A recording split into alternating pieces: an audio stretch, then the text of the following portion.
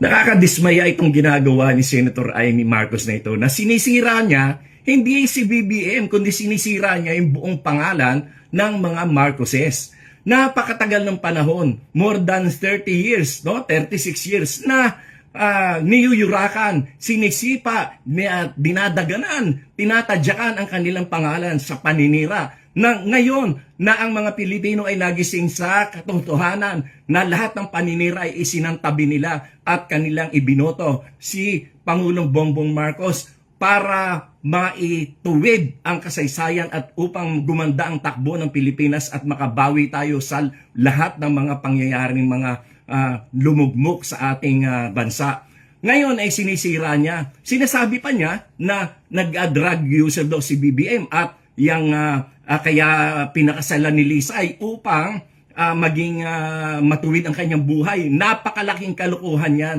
Huwag nating maliitin ang pagmamahal ni First Lady Lisa Araneta Marcos kay Pangulong Bongbong Marcos sapagkat noong panahon na yon ay dapang-dapa sila.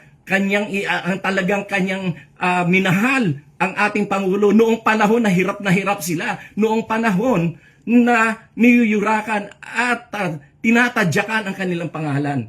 At noong panahon na yon ay wala sa posisyon si Pangulong Bongbong Marcos. Noong pinakasalan siya, nilalait pa niya, panlalait pa yung ginagawa ni Senator Amy Marcos. Nasaan naman ang kanyang utak? Sana napunta ang utak mo, Amy? Kaibigan kita pero hindi ganyan dapat ang ginagawa mo. Sinisira mo yung pangalan ng buong pamilya nyo. Oh, bakit? Kasi meron ka nahuhulinigan na yung iyong badman dyan sa DPWH ay malapit na raw kumanta sa aking pagkakaalam sa mga media circle ay malapit na kumanta yung iyong bagman dyan sa Ilocos, yung mga DPWH projects na yan. At sa aming narinig din na si Diskaya pala ay contributor sa campaign mo, na donors mo rin sa campaign mo. At yung hindi ka na pagbibigyan doon sa mga pwesto na gusto mong ipa-appoint. Kaya ikaw ay galit na galit sa iyong kapatid. Pero kung galit ka sa kapatid mo, dapat ay yan ay ipaglihim nyo lang sa inyong pamilya. Huwag mo idamay ang mga Pilipino, huwag mo idamay ang Pilipinas. Ngayon maninira ka, magdi-destabilize ka ng gobyerno. Sino pinapahirapan mo? Ang mga Pilipino. Yan ba ang dapat mong gawin? Dapat mo bang sirain ang ating bansa? Mag-isip-isip ka, Amy. Nasaan ang utak mo? At sinisiraan mo pa si BBM para ikaw ay makapagtakbo sa ticket ni Sara as Vice President. Yan pala ang plano mo, ha? Na magtumakbo kang Vice President kay Sara. Nasaan na? Nasaan ang lohika mo? Nasaan ang iyong isip na punta?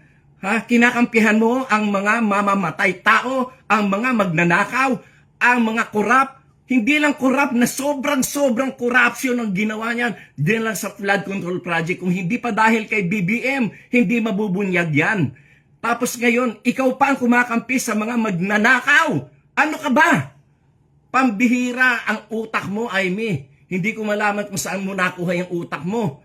Si Sara, walang kapanapanalo yan sa pagka-presidente. Kayo lang ang nagsasalita ng ganyan sapagkat kinukondisyon yung isip ng mga Pilipino dahil takot na takot kayo, takot na takot ang mga Duterte at ang kanilang mga tauhan na sangkot sa mga corruption, takot na takot kayo na kayo ay makukulong na. Kaya yan ang inyong pinagsisintir. Kaya kayo ay kinakalaban at binabagsak nyo ang gobyerno ni BBM. Hindi kayo mananalo sapagkat nasa likuran ni BBM ang milyon-milyon na mga Pilipino na naniniwala na ang buhay natin ngayon ay mas maganda at mas may tinatahak na direksyon kaysa naman nung nakaraang panahon na wala talaga, na wala, sabog-sabog lahat. Kaya Amy, mag-isip-isip ka. Hindi ka namin papayagan dyan sa ginagawa mong yan sapagkat kami mismo, kami mga Marcos loyalist, kami mga taong mga Pilipino na naniniwala sa kagandahan ng ating demokrasya ang magiging kalaban mo. Hindi ka naman nanalo kahit kailan. Gusto niyong pag-resign si BBM? Iilang piraso lang naman kayo na nagsasabi niyan. Takot na takot kasi kayo na malapit na kayong makorner, malapit na kayong makasuhan, malapit na kayong makulong kayo na mga kalaban ng politika sa administrasyong BBM.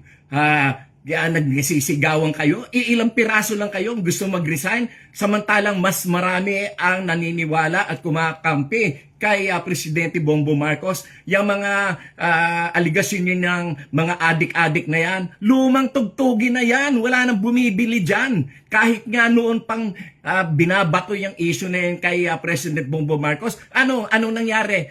For the first time, a majority elected president ang ating naihalal for the first time. At for the first time, nagkaroon ng boto na pagkarami-rami ng 31 million plus. At yan ay kauna-unahang nangyari. At yan ay kahit sa kabila ng paninira kay BBM na siya ay adik, na siya ay kung ano-ano mga ibinato sa kanya, and still, ibinoto siya ng mga tao ng napakarami for the first time majority sa presidential election. At yung mga adik-adik nan, lumang tugtugin na yan, wala nang bumibili dyan. Kayo lang na mga bumibili dyan, yung mga kulang, yung mga bobo